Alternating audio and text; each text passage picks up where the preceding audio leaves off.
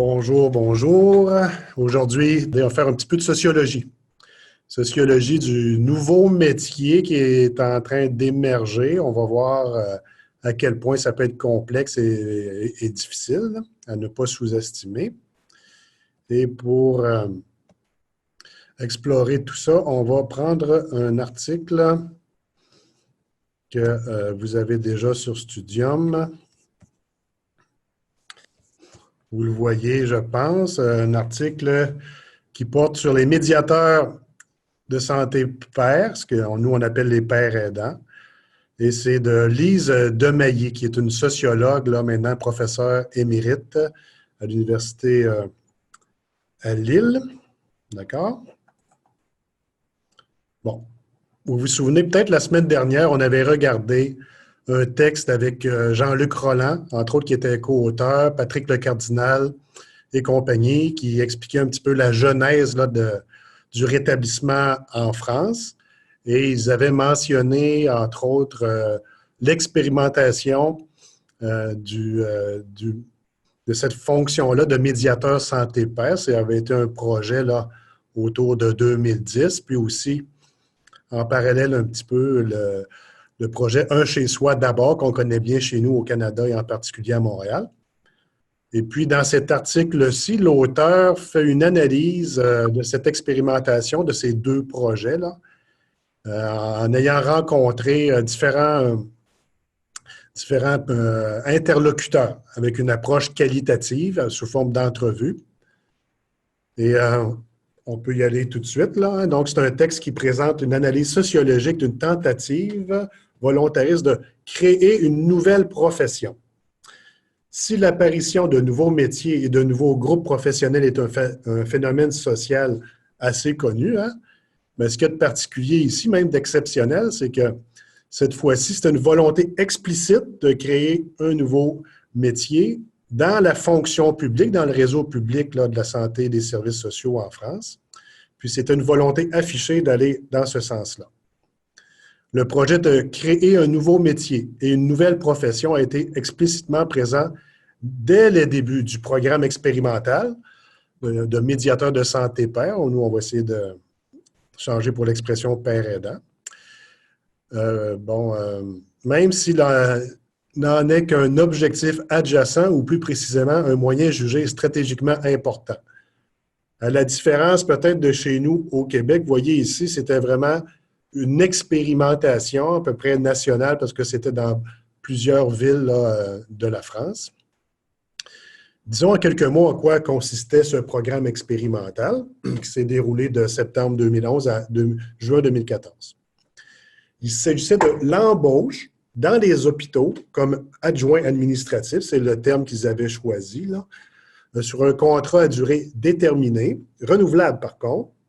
Donc, l'embauche d'ex-usagers de la psychiatrie, des personnes ayant encore des troubles psychiques, rétablis ou en voie de rétablissement. Au début, il y en a 29 et à la fin, il en restait 16.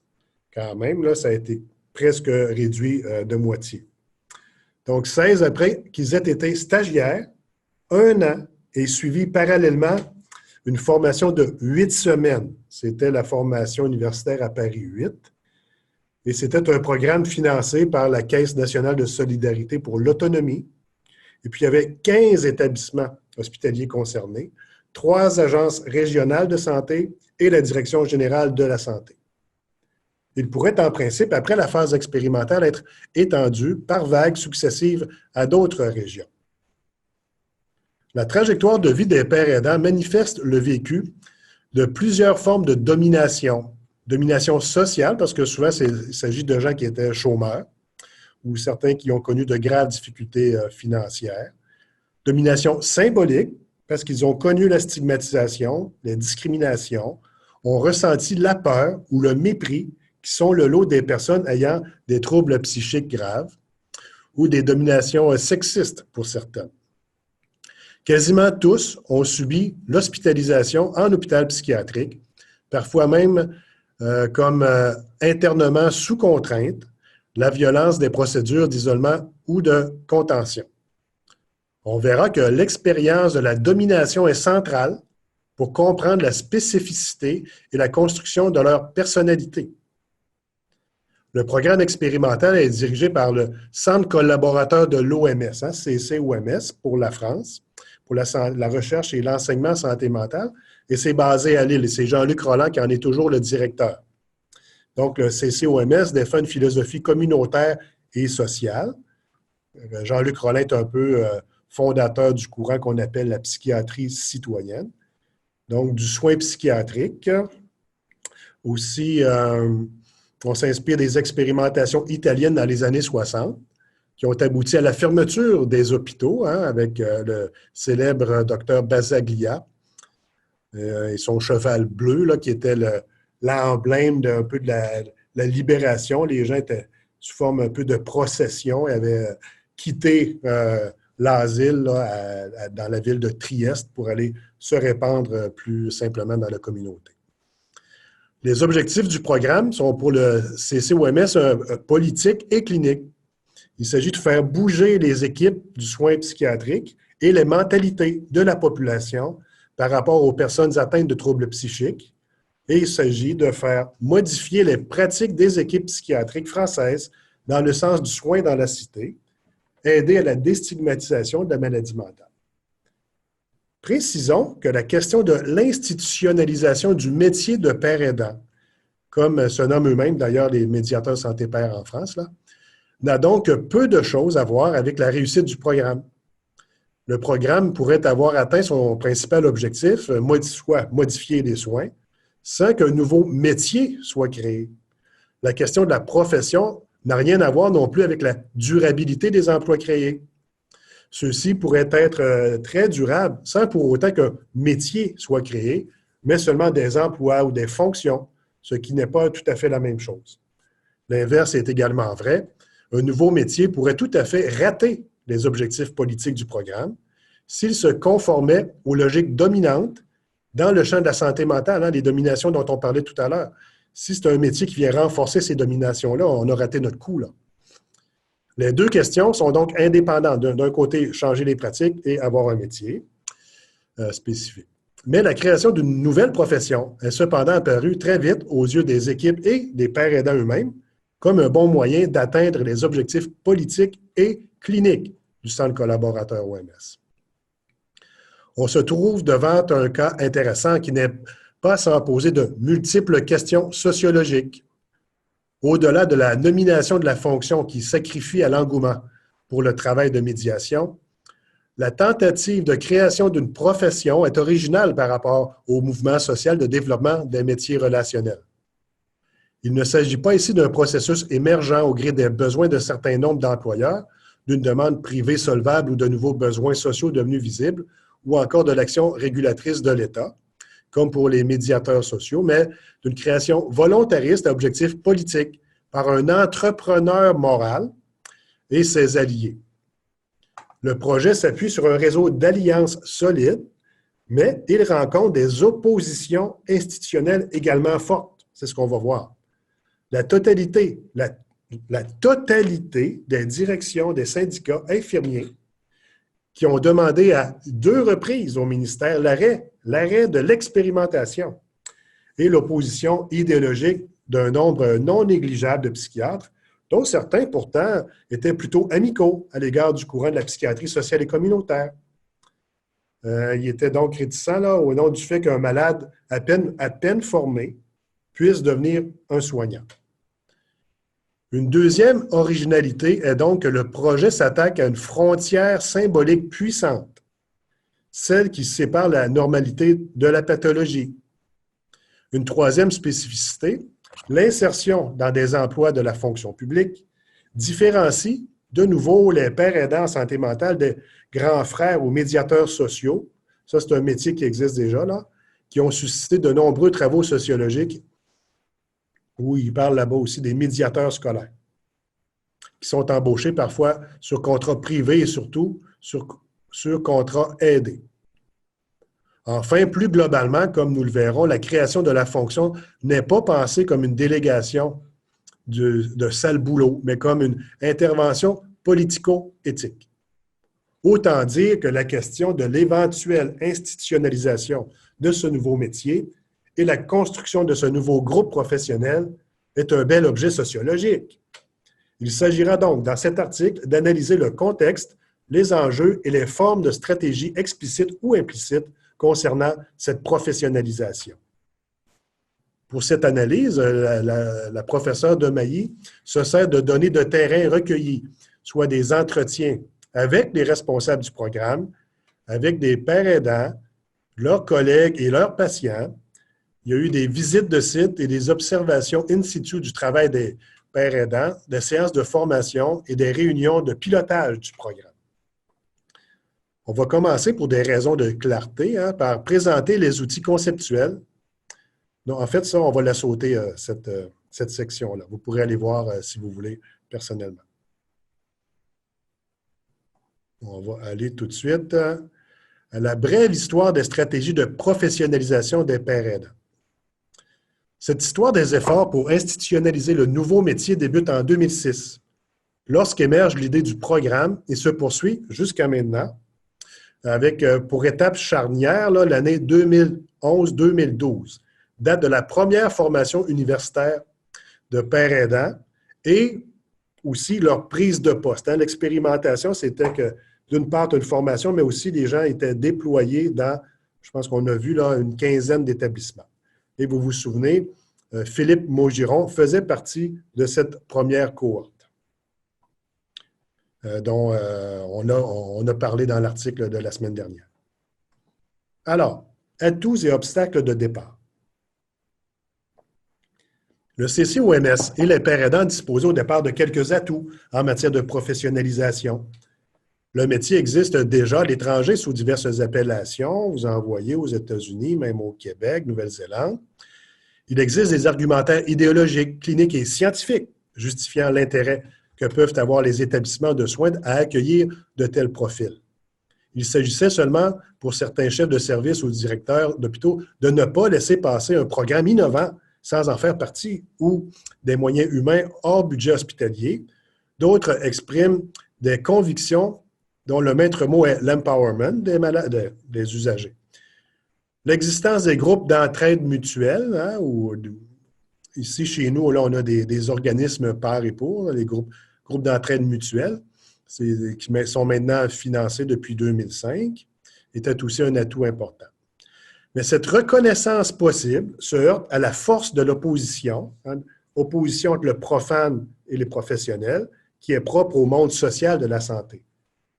D'autres mondes sociaux marquent moins la coupure entre professionnels et destinataires, car ils s'organisent sur l'opposition amateur-professionnel, par exemple les pratiques artistiques ou sportives, ou professionnel-client, qui autorise des fois, tu peux être, c'est pas aussi départagé là, que ça l'est dans le milieu de la santé, que cette opposition entre professionnel et profane.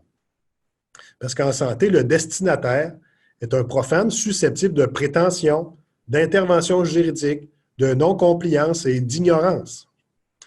D'où le côté provoquant qu'il y a à franchir le pas en assumant explicitement la continuité, surtout dans le domaine du trouble psychique, qui convoque les images de la folie. Créer le métier de père aidant implique donc de franchir une barrière symbolique et de faire consister un entre-deux qui n'existerait en fait pas. Un infirmier a dit « On ne voit pas comment le fait d'avoir été malade rendrait les gens soignants. » La formation des pairs aidants leur aura permis d'obtenir un diplôme universitaire, un DU, de niveau Bac+2. Ça, c'est l'équivalent d'un DEC. Okay? Ce qui n'est pas rien en termes d'acquisition de compétences, mais ne vaut pas la certification. Et la certification, c'est un peu, comme nous, chez nous, des certificats de premier cycle, une année universitaire. Certains pairs aidants s'en sont aperçus avant le CCOMS, quand ils ont, suite à des difficultés sur leur lieu d'embauche, tenté de négocier le diplôme ailleurs, le DU. Quelqu'un a dit, c'est un diplôme qui ne vaut rien, dit brutalement Nadette. Une médaille en chocolat, dit une autre. Un dernier découvre qui ne lui permet pas de s'inscrire en master. Donc, c'est pas crédité, ça ne te permet pas de progresser dans la suite là, des niveaux universitaires. L'opposition unanime des syndicats et coordination infirmiers, qui s'est un peu mise en veilleuse parce qu'il s'agit d'une phase expérimentale, ressurgit à chaque consultation gouvernementale. L'opposition porte sur le financement des postes, le mode d'embauche dérogatoire de la fonction publique, puisqu'il fait intervenir le fait d'avoir été malade. Et en fait, une qualité, hein, on dirait chez nous, c'est un atout lors du recrutement. Il y a la concurrence sur les tâches et le risque de la diminution des emplois infirmiers en cas de généralisation de ce type d'emploi. Si on se met un petit peu dans leurs souliers, là, il y a un peu la crainte que si ça se généralise, eh bien, il y aura moins d'emplois infirmiers. C'est pour ça que nous, on insiste toujours quand on se présente comme père aidant, c'est en complémentarité, en distinction de ce que les autres font. Il faut trouver, le stage consiste à trouver cette zone-là, puis à l'exprimer.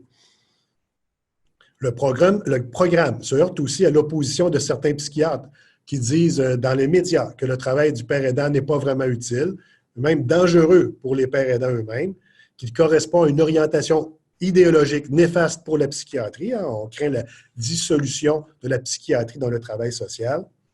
Et certains disaient qu'il instaure une confusion entre expérience et connaissance. Puis hein, le terme connaissance expérientielle qu'on utilise assez fréquemment, essaie de combiner un peu ces deux-là, qui, en principe, doivent être bien nettement démarqués. Enfin, un problème des pères aidants est qu'ils ne constituent nullement aujourd'hui un acteur collectif, car c'est le CCOMS qui définit la philosophie de l'expérience et c'est lui et les hôpitaux qui décident du contenu de leur travail. On l'a évoqué plusieurs fois, la nécessité d'avoir un ordre professionnel ou un équivalent pour les pères aidants qui puissent autoréguler leur propre pratique. Si c'est d'autres personnes qui le font, bien, ça risque de ne pas lever. La construction d'un acteur collectif n'est pas facilitée par la diversité des histoires de vie, des projets, des styles professionnels, du rapport à l'emploi. Hein, il y en a pour qui c'est un boulot ordinaire qui permet de sortir du chômage, jusqu'à la grande cause militante des usagers de la psychiatrie, en passant par l'expertise spécialisée sur les addictions, par exemple, où certains pourraient se spécialiser en contexte de jeunes en difficulté ou pour les immigrants, d'autres formes de spécialité du métier. Donc, tout ça, c'est autant de causes de petits heurts au sein du groupe, c'est-à-dire il y a des gens, bon, ils viennent, ils font un petit peu ce qu'ils veulent. Et ça devient difficile d'avoir une cohésion d'ensemble. On va voir comment ça va poser des problèmes par rapport à l'évaluation. Et c'est ce qui crée beaucoup de résistance, parce que les autres métiers sont très normés. On demande à un travailleur social, il devrait faire la même chose à Paris qu'à Toulouse, là. Puis, c'est peut-être ça qui manque actuellement aux pères aidants. Et c'est pour ça que c'est super important lors de vos stages et de la discussion après là, la lecture qu'on fait habituelle, là, de vous approprier votre pratique pour un peu simuler un processus d'intervision, d'autorégulation d'un mécanisme comme celui-là, en vous demandant qu'est-ce qui est commun à ce que vous expérimentez dans vos stages, même si c'est dans des lieux et des types de programmes assez différents. Il faut se poser la question pour voir qu'est-ce qui vous est commun. Par rapport à cette situation, quelle stratégie poursuit le réseau promoteur de l'expérimentation?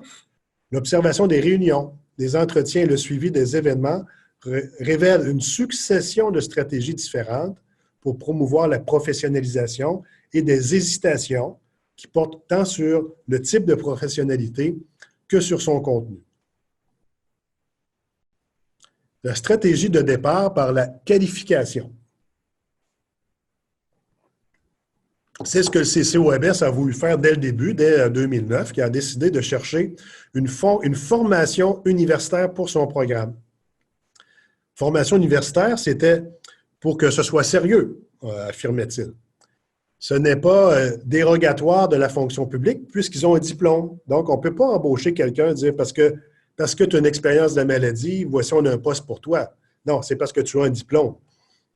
Ensuite, on pourrait passer éventuellement avec une certification comme cela, mais éventuellement, ça te permettrait de gravir certains échelons.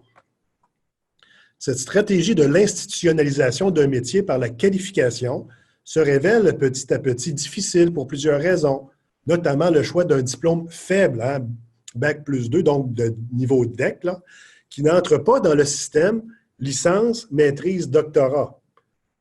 Nous, on a, avec notre micro-programme, on a un petit pied là-dedans, dans ce système licence, maîtrise, doctorat. Et si, par exemple, moi, j'embauchais des pères aidants, là, je leur demanderais, OK, tu viens de terminer ta formation, mettons quelqu'un va finir dans 2 semaines, là, comme certains d'entre vous vont le faire, puis là, qui appliquerait sur un poste. Ah, je viens d'avoir mon attestation, dans mon cas, ce n'est pas une licence, ce n'est pas un certificat, c'est une attestation. Bien, moi, je demanderais, et comment vas-tu continuer ta formation? Puis si la personne dit, ah non, non, moi je n'ai pas besoin, j'ai terminé, moi, j'aurais un doute. OK? Il faut démontrer qu'on est toujours intéressé à se remettre en question et à poursuivre la réflexion. Il faut surtout éviter d'affirmer qu'on sait c'est quoi, parce qu'on ne le sait pas c'est quoi en termes de science de la paire-aidance. Il n'y a pas ce fit-là où tu aurais un diplôme en paire-aidance, puis là, oui, tu peux affirmer que tu le sais, parce qu'il y a une science qui précède. Ça va prendre des années à élaborer. On n'en est qu'au tout début. Donc, nous, on s'attend à voir des gens qui sont en continuel requestionnement. Et c'est ça qui va conférer du sérieux au sens de la démarche et augmenter vos possibilités d'être éventuellement, c'est mon opinion personnelle, là, si vous êtes rencontré en entrevue, il faut plutôt opter pour cette posture-là on essaie de découvrir ensemble qu'est-ce que c'est que la paire-aidance. De fait, ce diplôme est difficilement opposable et ne ferme pas le groupe professionnel. Au contraire, il faut l'ouvrir. Rien ne peut empêcher un établissement psychiatrique ou une association d'embaucher un père aidant non tutélaire de ce diplôme. C'est-à-dire que si on pense qu'on le sait déjà parce qu'on a l'expérience, bon, oui, une association pourrait dire, c'est vrai, tu as des qualités personnelles, on te verrait bien comme pour animer, par exemple, comme animateur ou éducateur, mais ce n'est pas une fonction comme telle. Puis là, on va voir les enjeux, là. C'est un peu technique, mais ça vaut la peine de voir comment tout ça, ça s'est imbriqué. On parle de l'affirmation par qualité spécifique, hein, la stratégie de professionnalisation par l'affirmation de qualité spécifique. C'est risqué car elle aboutit en général aussi bien à des statuts assez élevés qu'à des professionnalisations faibles et inachevées. Certains pères aidants, au moins en début de parcours de formation, ainsi que certains acteurs de terrain, comme des psychiatres ou des membres du staff, insistaient là, pour faire en sorte que le métier se développe sur la base de qualités spécifiques. On va voir ici, on est là du côté d'une définition charismatique, dit-on, de la fonction, introduire des décalages, des ruptures, faire bouger les lignes de la psychiatrie, être un porteur militant de la subjectivité des patients ou d'une nouvelle politique de santé mentale. La référence directe à l'expérience personnelle, précieuse, non remplaçable, non imaginable pour les autres professionnels, est évoquée chaque fois que les pères aidants se plaignent et se décrivent comme contraints à rentrer dans le moule de service où ils sentent leur créativité et leur autonomie bridée, voire dans les cas où ils revendiquent une certaine extraterritorialité par rapport à la hiérarchie hospitalière. Qu'est-ce que ça veut dire, tout ça? C'est qu'il y en a plusieurs qui disent c'est peut-être pas une si bonne idée que ça de vouloir professionnaliser ce qu'on appelle la paire-aidance en contexte hospitalier, de hiérarchie hospitalière, parce que nous, on a un petit peu peur de perdre ce qui nous est personnel, notre expérience personnelle, qui est précieuse, non remplaçable, non imaginable. Et il y avait plutôt de la part du mouvement des usagers, des groupes d'entraide mutuelle, préféraient plutôt voir des pères aidants dans des associations que de les voir dans le contexte hospitalier. C'est pour ça qu'on parle de l'extraterritorialité par rapport à la hiérarchie hospitalière. Par ailleurs, au fur et à mesure que le temps passe, la liste des qualités exigibles se complète. Au-delà des 3 expériences de la maladie, du soin et du parcours de rétablissement, qui étaient des critères pour être admis dans la formation de père aidant, d'autres critères sont précisés pour les futurs recrutements, qui sont aussi des qualités, être suffisamment bien rétabli, ne pas avoir de compte à régler avec l'institution psychiatrique, avoir envie d'aider, être bienveillant, aimer, communiquer.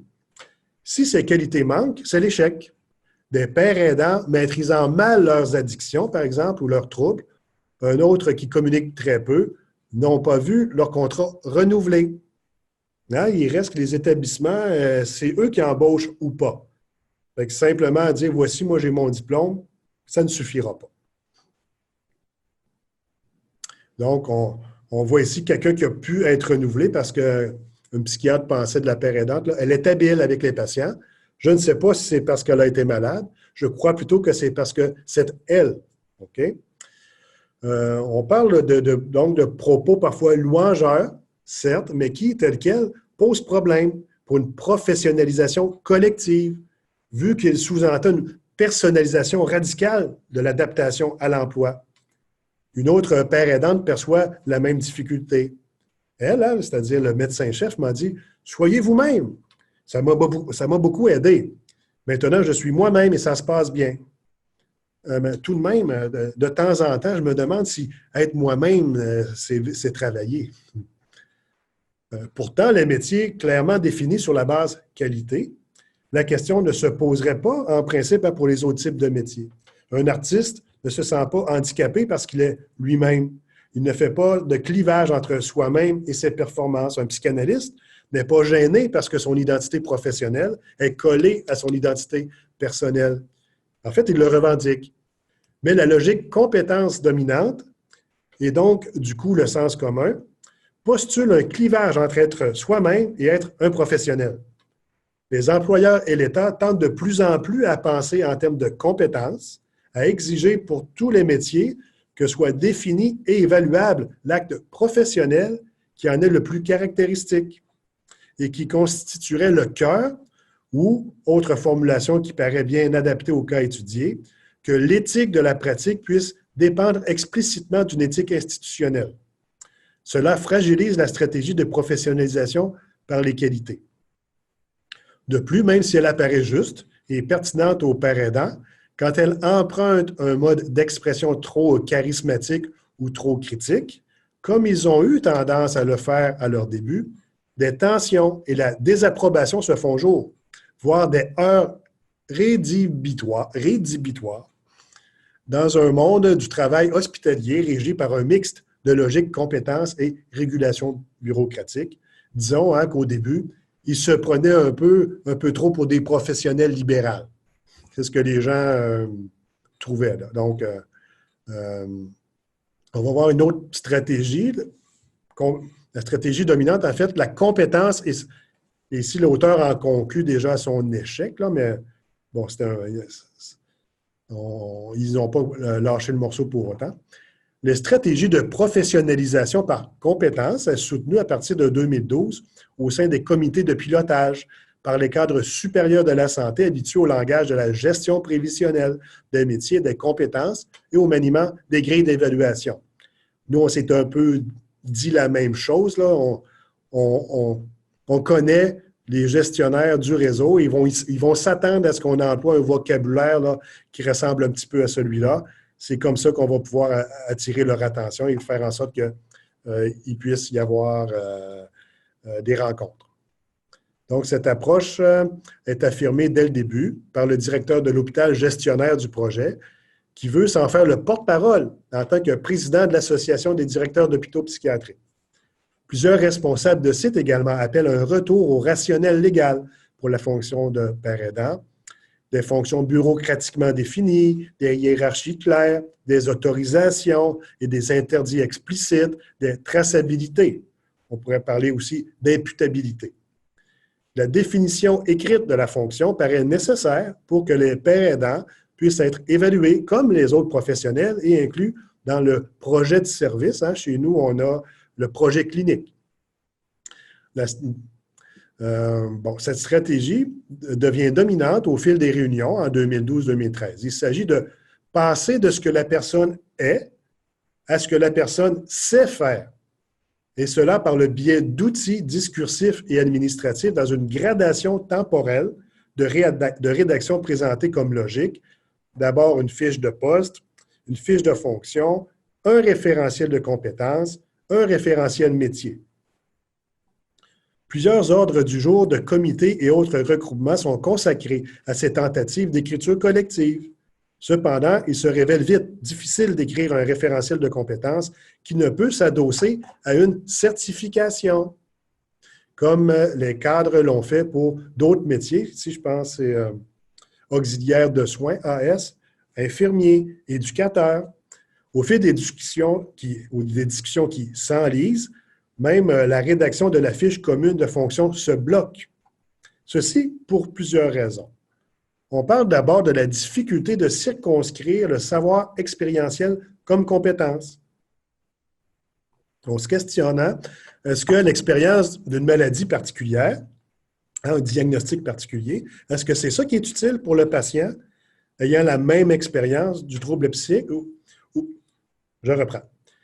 Est-ce que c'est l'expérience d'une maladie particulière qui est utile pour le patient ayant la même maladie? Ou est-ce l'expérience du trouble psychique en général qui est essentielle pour l'expérience? Nous, on pourrait dire, on s'est posé la question, est-ce qu'un père aidant, pour un père aidé, si le père aidé souffre de schizophrénie, est-ce que le père aidant doit lui-même avoir vécu la schizophrénie? On s'est plutôt dit que, puisque ça n'a pas encore été démontré, on va le prendre de manière plus générale. Ce qui est commun, ou peut l'être, c'est l'expérience du rétablissement et non pas d'une maladie spécifique. Puis d'ailleurs, s'agit-il d'être capable de donner espoir par l'exemple de sa personne ou d'être capable d'évaluer où un malade en est dans son rétablissement?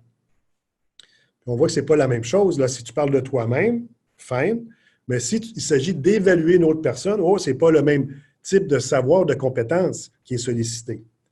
Et nous, on a même vu dans le cours d'éthique, qu'en fait, en ce qui concerne l'évaluation, mais ça, c'est un acte protégé, on peut y contribuer. Mais ce n'est pas les pères aidants qui font des évaluations.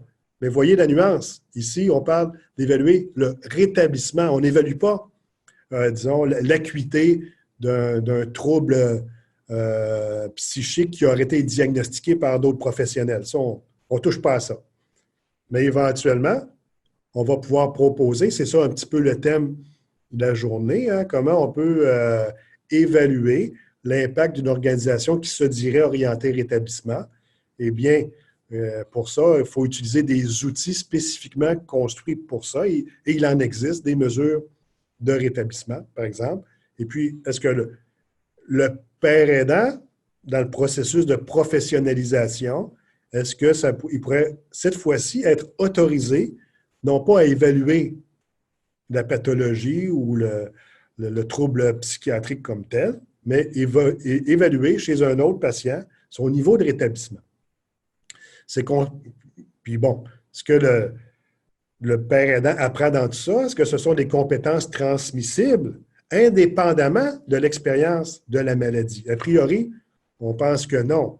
On se demande, est-ce qu'il faut absolument avoir un vécu expérientiel pour être père aidant? Est-ce que ce vécu-là expérientiel peut être transmissible à d'autres personnes qui ne l'ont pas vécu? Bien, a priori, on pense que non. L'expérience de la maladie est insubstituable. Nous, on sait, on comprend, l'article date de quand même un peu, là, c'est l'expérience du rétablissement qui est insubstituable. Elle peut être utilisée vis-à-vis d'un patient et il lui est donc transmissible. Mais pourquoi serait-il intransmissible aux professionnels? La difficulté à identifier des compétences spécifiques. Des discussions interminables butent aussi sur la difficulté d'identifier des compétences spécifiques différentes de celles d'une infirmière, par exemple, d'une assistante sociale, travailleurs sociaux. Les fiches de poste suscitent des remous dans les sites. Il y a plusieurs qui se sont dit, mais c'est tout ce qu'on fait déjà, nous, moins les actes cliniques. Donc, on le radote. qu'est-ce qu'on fait de spécifique qui est différent et complémentaire aux autres professionnels? Ensuite, il y a la... Puis on va peut-être finir un petit peu là-dessus pour engager la conversation, là. Il y a la difficulté d'identifier des compétences communes. Les rédactions sont gênées dans la diversité des activités des pères aidants qui obéissent à des règles différentes, voire antagonistes. À certains endroits, ils ont accès, parfois non, aux réunions de service, le travail avec les patients par accord mutuel ou uniquement sur prescription médicale, insertion dans les trous d'un projet de service existant ou imagination de tâches en fonction des goûts des pères aidants, accès ou non au dossier des patients, traçabilité ou non des actes des pères aidants, est-ce que vous avez à prendre des notes, et possibilité de travailler seul ou obligation du binôme avec un infirmier. Les pères aidants sont insérés dans des services très différents, non seulement quant au type d'accueil des patients, soit en hospitalier, dans les murs d'un hôpital, en ambulatoire ou en clinique externe. Nous, on va ajouter peut-être même dans les organismes communautaires. Donc, une diversité quant au type d'accueil, mais aussi quant à l'organisation, la philosophie clinique, le degré d'informatisation, par exemple. De plus, même dans des sites à données organisationnelles similaires, même quand ça se ressemble, les pères aidants, en fonction de leur histoire de vie, de leurs troubles psychiques personnels, par exemple, du contact qu'ils ont eu avec diverses offres thérapeutiques, ce qui parlait plutôt dans le texte de la transaction subjective qu'ils ont opérée, eh bien, les pères aidants n'utilisent pas les mêmes ressources ni le même style pour aider les patients qu'ils rencontrent. Tout ça, là, ça génère des difficultés pour écrire les références, les référentiels. Et puis, c'est pour ça que ça l'amène l'auteur à parler de stratégie de compétences comme étant un échec. On n'est pas parvenu à une uniformisation minimale nécessaire en termes scientifiques là, pour pouvoir dire, voici vraiment, pour rassurer les gens comme les syndicats infirmiers qui étaient farouchement opposés, pour prouver, hors de tout doute, que c'est différent. Et même que ça venait, non seulement c'était différent, mais ça venait aussi contribuer à l'exercice du métier d'infirmier par un infirmier. C'est trop diversifié. Et là, et c'est très difficile à ce moment-là de faire une démonstration par A plus B qu'il y en a des retombées positives de l'intervention des pères aidants, parce qu'en toute humilité, comme on disait tout à l'heure, franchement parlant, en termes scientifiques, on ne sait pas trop ce qu'ils font. Elle est où là, la plateforme d'échange sur les pratiques? Où sont les données qui nous permettraient d'abord de décrire le métier, ce qui est commun à la pratique du métier, d'un milieu à l'autre, pour pouvoir isoler ce qui est commun et attribuer des effets à ce qui est spécifique aux pères aidants. Là où ils ont un petit peu échoué, là, c'est l'expression utilisée par la professeure Desmailly, c'est justement qu'ils ne sont pas parvenus à concilier. Peut-être que ce n'était pas conciliable tout simplement. Là. Peut-être que c'est vraiment faire, puis on va lancer la discussion là-dessus. Est-ce que dans le fond, là, les pères aidants, leur vraie place, est-ce que ce n'est pas plus simplement dans les associations et dans le milieu communautaire où là, ça va être beaucoup moins encadré, supervisé avec toutes ces normes-là, ces exigences institutionnelles-là? Ou faut-il poursuivre afin d'avoir une reconnaissance professionnelle spécifique dans la hiérarchie là, médicale? Mais vous voyez que ça prend beaucoup d'efforts. Il faut que des gens consacrent du temps à ça. Moi, ma crainte, là, c'est que si on abandonne, parce que ça nous semble trop complexe, le risque, c'est que si on se retire de ce milieu-là, puis vous l'avez expérimenté vous-même cet été dans vos stages, qui n'étaient que dans ces milieux-là hospitaliers, où vous avez pu voir, là, peut-être vivre vous-même des difficultés liées à ces tensions-là qui s'expliquent, là. Bien, si on renonce à ce positionnement, si on effectue une retraite stratégique dans le milieu plus informel communautaire, l'étape suivante, c'est tout simplement ramener tout ça à du simple bénévolat.